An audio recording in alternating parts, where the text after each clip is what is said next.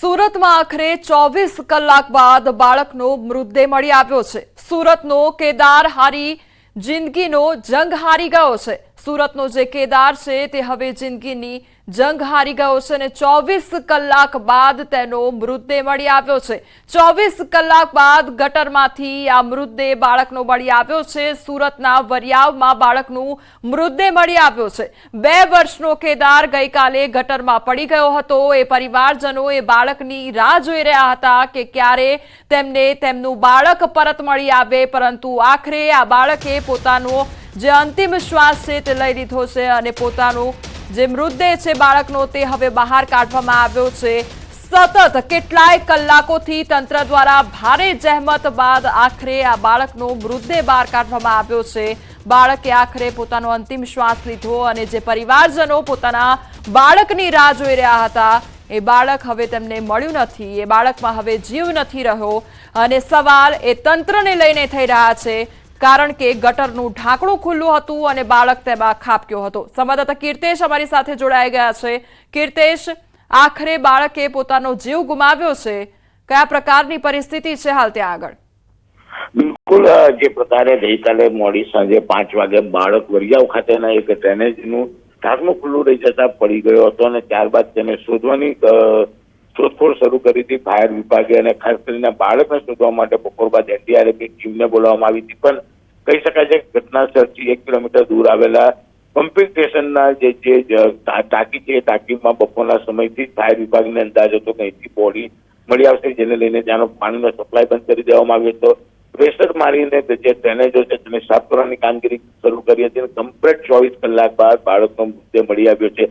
જોકે જે પ્રકારની ઘટના હતી અને ગઈકાલે સાંજે 5 વાગ્યા બાદ બાળકની શોધખોળ શરૂ કરતા આજે બપોર સુધી ન મળ્યું આવતી, તેને લઈને પરિવારને ચોક્કસપણે આશા હતી કે બાળક હવે જીવિત નથી, પણ તેના મૃતદેહ માટે પરિવારના લોકો રોડ પર બેસીને વિરોધ કરી રહ્યા હતા। તંત્રની ચોક્કસ ભૂલ કહેવાય, તંત્રના પાપે એક માસૂમ બાળકને પોતાનો જીવ ગુમાવવાનો વારો આવ્યો છે। ખાસ કરીને બાળકનો મૃતદેહ મળી આવતાની સાથે જ પરિવારમાં કહી શકાય શોકનું મોજું પડી વળ્યું છે અને જે 24 કલાકથી બાળકની રાહ જોવાતી આખરે આ બાળકનો મૃતદેહ મળી આવ્યો છે, જેને જીવતા હોય તેવી આશા હતી, પણ જે પ્રકારે ડ્રેનેજમાં પડ્યો હતો અને ડ્રેનેજમાં 5 ફૂટ સુધી કાદવ અને ગેસનું પ્રમાણ વધારે હતું, બાળક જીવી તો ન હોય તે શક્યતાઓ પ્રબળ બની હતી। પણ હવે જયારે મૃતદેહ મળી આવ્યો છે ત્યારે પરિવારમાં શોક સાથે કહી શકાય કે પરિવાર ઘટના સ્થળે પહોંચ્યું છે અને રડતું જોવા મળી રહ્યું છે।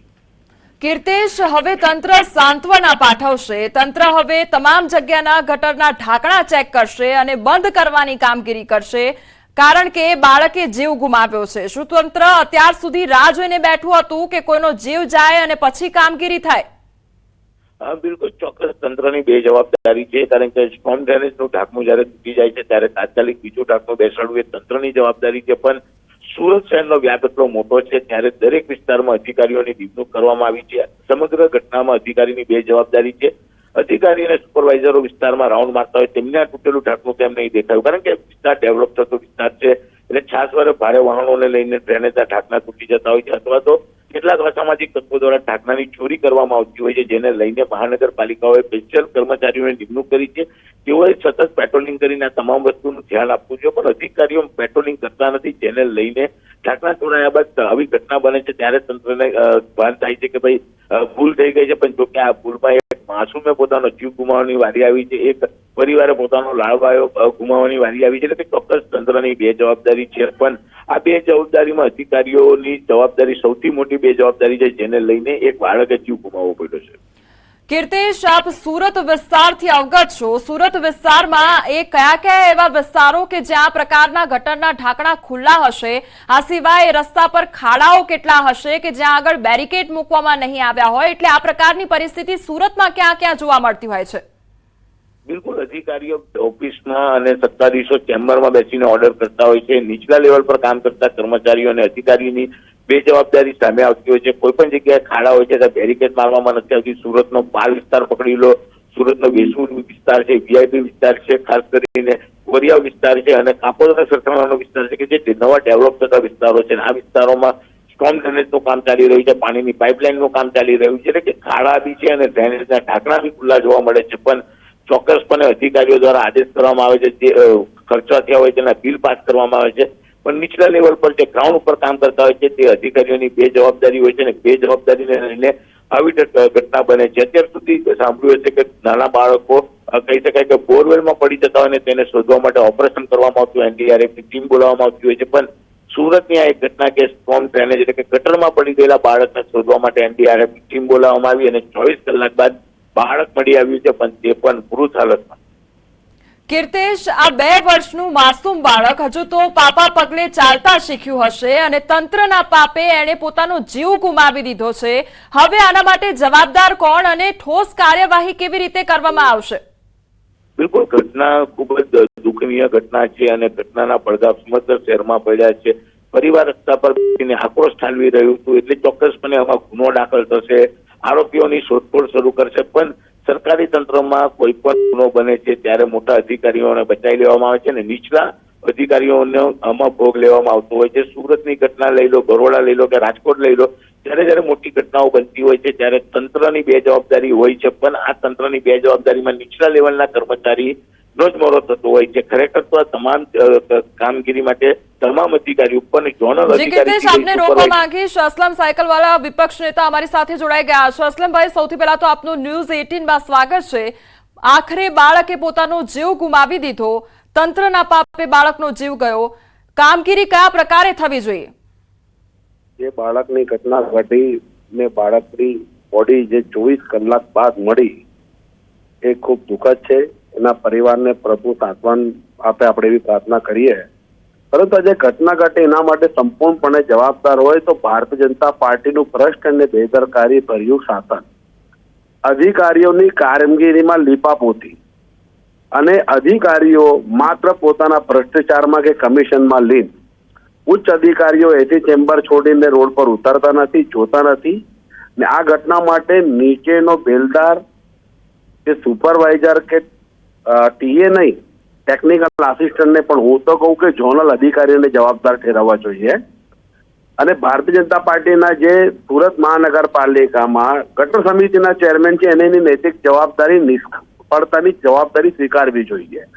આવી ઘટના ઘટી જો શહેરમાં કે આખા ગુજરાતમાં અન્ય ન ઘટના ઘટે એવી દાખલારૂપ કાર્યવાહી થાય તો જ આપણે માનવા કે આના પરથી કંઈક શીખ્યા છે. પરંતુ આ ભ્રષ્ટાચારી ભારતીય જનતા પાર્ટીના શાસકો, એમને કોઈ માનવતા મરી પડવાની છે, એમને કોઈ માનવતા સાથે લેવા દેવા નથી અને મગરના આંસુ કદાચ સારાવશે થોડાક ટાઈમ સેકન્ડો માટે અને પછી જે છે તેવી પરિસ્થિતિમાં આવીને પોતાનો ભ્રષ્ટ શાસનમાં વ્યંત થઈ જશે.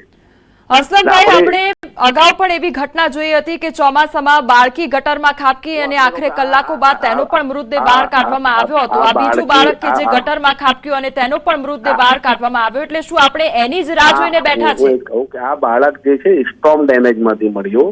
જી, સ્ટોર્મ ડેમેજ એટલે વરસાદી ગટર કે વરસાદના પાણીના નિકાલ માટે. તો વરસાદી પાણીના નિકાલ માટે 4 મહિના માટે ઉપયોગમાં લેવા એવી જ ગટર છે. પરંતુ તમે આ જો કે આ લોકોના ભ્રષ્ટ શાસનમાં બારે માસ ગટરમાં પાણી વહે છે. કેવું વહે છે કે જે ગેરકાયદેસર યુનિટો ચાલે છે ઉદ્યોગોના, એ બધા ભારતીય જનતા પાર્ટીના મળતિયાઓ છે, જે રીતે સંકળાયેલા છે. હું તો કહું કે ભારતીય જનતા પાર્ટી સાથે સીધી સક્રિય વ્યક્તિઓ છે, એમના યુનિટો ગેરકાયદેસર યુનિટોના પાણી કોઈ પણ પ્રકારના ટ્રીટ કર્યા વગર આ સ્ટોર્મ ડેમેજની અંદર બારે માસ વહે છે. એમના પાપે આ બાળકનું આવી રીતે દર્દનાક મૃત્યુ થયું છે. એટલે આ જવાબદારી સંપૂર્ણપણે વહીવટી તંત્રની છે, સાથે સાથે શાસકોની પણ છે.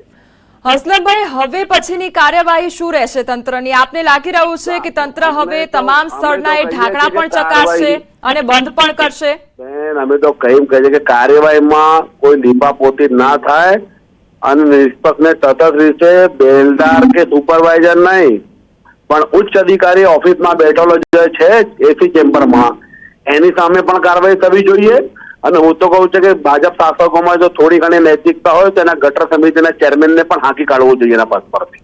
અસલમભાઈ, અહીંયા પરિવારજનોએ પોતાનું બાળક ગુમાવ્યું છે, 2 વર્ષનું માસૂમ બાળક ગુમાવી દીધું. હવે પરિવારજનોને પોતાનું બાળક પાછું નથી મળવાનું.